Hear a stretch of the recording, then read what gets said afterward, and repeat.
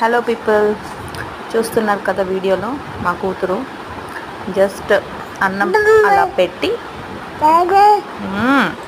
Kitchen రూమ్లో అలా వెళ్ళేసి వచ్చిన తర్వాత మాట్లాడేదా అదే కిచెన్ రూమ్లో వెళ్ళి అన్నం పెట్టుకొచ్చే లోపల చాలా కాండ్ చేసి పెట్టింది.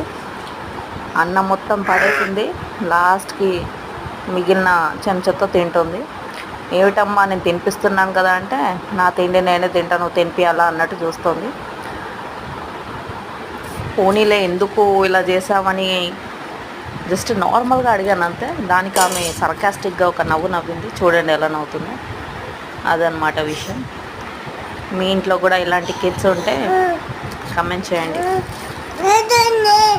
సరే సరే చేస్తారులే, కమెంట్ చేస్తారు. Okay bye.